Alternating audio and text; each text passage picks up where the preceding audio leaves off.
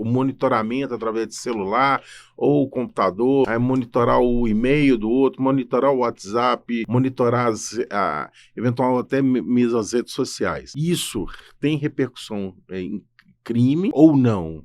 Respondendo sua pergunta de uma maneira objetiva, se tiver consentimento, não tem problema nenhum. O problema é não ter consentimento. Existe um ditado popular que fala que o combinado não sai caro. Qualquer fato que você faz de invasão de dispositivos informáticos sem o consentimento da pessoa é crime. Então, se o namorado, se a namorada, esposa, quem quer que seja, invade a privacidade do outro, é crime, independente de ser. Não existe esse direito de invadir os domicílios das pessoas. E eu brinco que isso aqui é o domicílio virtual. Eu já escrevi um artigo sobre isso, saiu no Conjuro. Isso aqui é o domicílio virtual. A casa é asilo inviolável na Constituição, mas isso aqui é muito mais inviolável do que minha casa. Minha casa não tem metade das informações que eu tenho aqui, de trabalho, de segurança industrial, se eu for empresário, das minhas fotos, da minha intimidade, onde que eu fui, com quem que eu fui. Senhas, fotos de família, conversas com meu pai. As mais íntimas das minhas coisas estão aqui.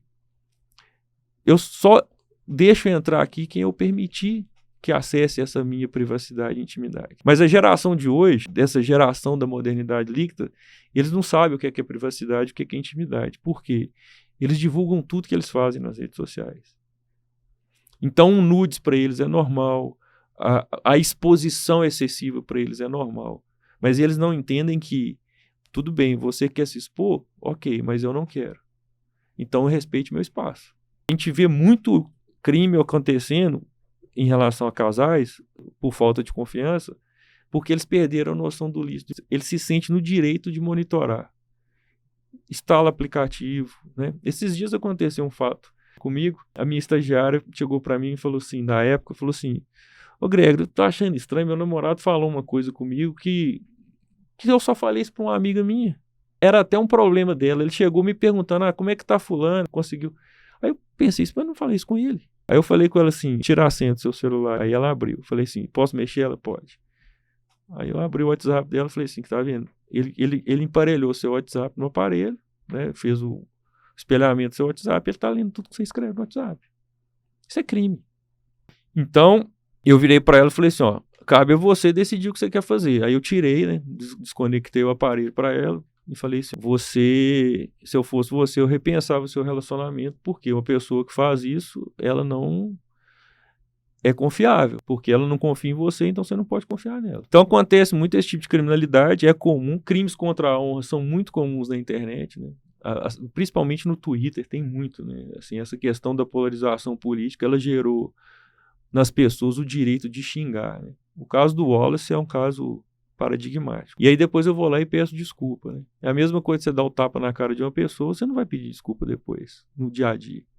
E nem vai dar o tapa na cara. Só que a segurança da internet está escondido. Só que as pessoas esquecem o seguinte, a coisa mais fácil que tem é eu rastrear alguém quando ela pratica um crime na Surface Web, porque tudo que você faz ali fica registrado. Seu caminho percorrido, né, que a gente chama no direito de ter crime, está lá bonitinho. Então basta uma quebrazinha de sigilo telemático que eu descubro, ou às vezes um próprio registro desses atos. Então eu falo que a gente tem que ter educação digital. Você não é educado no seu dia a dia, nas suas relações sociais presenciais, por que você não vai ser educado nas suas relações virtuais? Então é importante alertar a população em relação a isso. Isso é crime.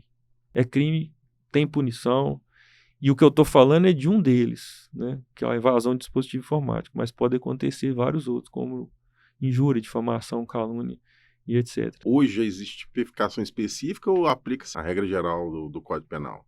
Não, no caso, os crimes informáticos, eles têm, vamos dizer assim, duas características, né, que eu posso usar de classificação mais ampla, assim, até para o público que não é do direito entender. A gente tem um crime que a gente chama de crime informático próprio, em que a lei protege a inviolabilidade do dado. E tem o crime informático impróprio, que é um crime que a gente usa só o computador para cometer outro tipo de crime. Então o computador é só um meio para eu atingir outro bem jurídico protegido na lei. Então, por exemplo, se eu uso o computador para praticar pornografia infantil, ele é só um meio. Eu vou responder por pornografia infantil. Ou, dependendo do caso, às vezes vai ter mais de um crime. Aí a gente tem que analisar o caso concreto. É diferente de quando eu invado o dispositivo para violar o dado propriamente dito. Ou quando eu invado, por exemplo, os sistemas de informação do INSS, ou da Previdência, ou da administração pública para violar o dado. Então, esses casos a gente chama de crime informático próprio. E esses outros casos em que dos crimes contra a honra, contra o patrimônio, por exemplo, se eu invado o seu aplicativo de banco e desvio dinheiro, isso é um crime informático impróprio. Porque, na realidade, o meu fim é pegar o dinheiro, não é pegar o seu dado propriamente dito, é pegar a sua grana. Então, tem essa distinção, né? Mas a gente começou a trazer crimes específicos com modus operandi e proteção de violabilidade de dados a partir da lei chamada Carolina Dickmann, né? Que é uma lei lá de 2012, se eu não me engano, lei 12.700 alguma coisa, acho que é 737, e ela veio para prever esse crime de invasão de dispositivo informático. E depois a gente teve uma complementação dessa lei que melhorou algumas redações, que é a lei 14.155, que inclusive aumentou penas, criou a fraude eletrônica, né, os crimes, os furtos mediante dispositivo eletrônico. Ela melhorou um pouco as redações dessas leis. Agora, o que é importante lembrar?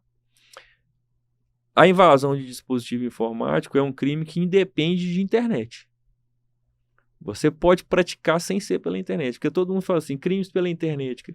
Não é. Se eu chego aqui, pego o seu notebook e instalo um pendrive aqui, um cavalo de Troia ou qualquer outro tipo de ameaça ou vulnerabilidade, eu não usei a internet e pratiquei o crime da mesma forma. Então isso é uma confusão que as pessoas fazem. E esse é o maior problema, Gilberto, Daniel. Antigamente, esses crimes existem há anos. Desde quando começou a ARPANET, que é uma, vamos dizer assim, uma prévia da internet, lá em 69 eu tenho a possibilidade de cometer crime em rede. E nós temos vários crimes gravíssimos praticados pela internet, o Morris Worm, por exemplo, o Matias Speck que desviou milhões do Citibank na década de 80. Só que ninguém falava isso, né? Isso foi potencializado, como eu disse, com a rede mundial de computadores, como a gente conhece hoje, que é na década de 90, né, a internet. Mas, antigamente, eu tinha que ter um sujeito muito especializado, um profundo conhecedor de informática, que a gente chama, que é o hacker, que nem sempre é o criminoso, né? Isso é uma outra coisa que as pessoas confundem, que cometia esse tipo de crime. Hoje não, qualquer pessoa. Você tem tutoriais no YouTube ensinando o sujeito a praticar um crime cibernético. Então, hoje, qualquer pessoa é um potencial criminoso desse tipo de criminalidade. A aprendizagem, né, na criminologia, a teoria da aprendizagem do Sutherland, né, que o crime é aprendido, hoje fica mais fácil por causa da divulgação das informações e das redes de conexões. Então, é preciso alertar o pessoal que a gente já tem uma legislação, falha em alguns casos, mas nem sempre a gente precisa de uma nova legislação, porque o computador é simplesmente meio, é um modo para cometer o crime. A gente já tem a previsão para aquele tipo de criminalidade.